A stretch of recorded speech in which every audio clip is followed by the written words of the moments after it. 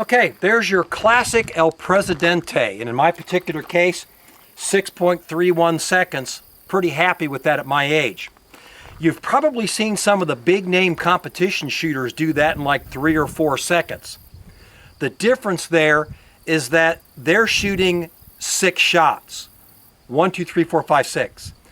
In my particular case, I'm shooting 3 sets of shots. What's the difference? Well, I'm training for combat. And in combat, you have to place your rounds on your target before you move on to the next. The way I think of this, it's not a steel plate. This is a human being trying to kill me. And I need to put those shots on that person before I move on to the next person. Is that going to slow me down? You bet. But you know what? The only way to train for combat is to truly image combat in your mind. And in that particular case, 2 shots, 2 shots, 2 shots, not 6 fast shots. Now, if we're using this for multiple targets, how can we mix this up a little bit? Well, instead of going 2, 2, 2, what if we went to this person, to that person, and back again? Is that going to slow me down? I bet you it is. Let's take a look, see what that's going to look like.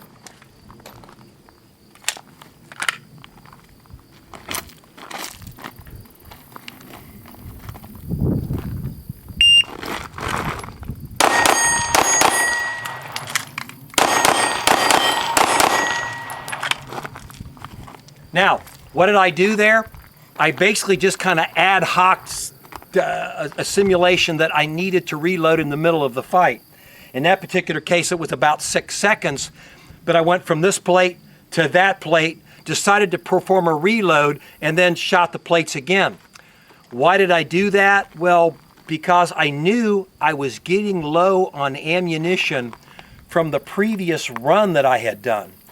And unlike many of my contemporary instructors, I don't like to shoot the slide lock. To me, slide lock is a really bad time to reload. I'd rather reload when I know I have at least 1 round in the chamber. Well, the argument is, well, you know, you're not going to know, you're just going to shoot your gun dry. And that could happen, but the truth be told, I would prefer not to. I would prefer not to run my gun dry. So as you can see, you can take something like a 3-plate drill, classic El Presidente, mix it up. I know in Ken Hackathorn's case, he likes to shoot the 6 shots, go to slide lock, reload, shoot more, and that's fine. You can, if you've got silhouette targets, you can shoot to the chest, shoot to the head, doesn't really much matter. But the difference in shooting multiple targets versus a competition application of, say, the El Presidente, is that you're placing shots, shots, shots. You're just not shooting straight across. And also keep in mind that these plates aren't moving and people may very well be. All the more reason you need to place your shots before moving on to the next. Let's look at another variation of this.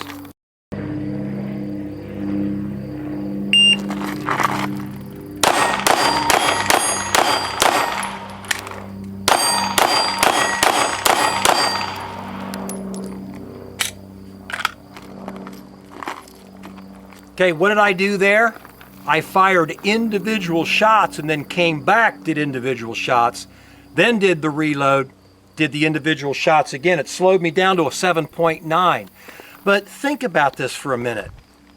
How will you know in a fight how many rounds it will take to incapacitate someone?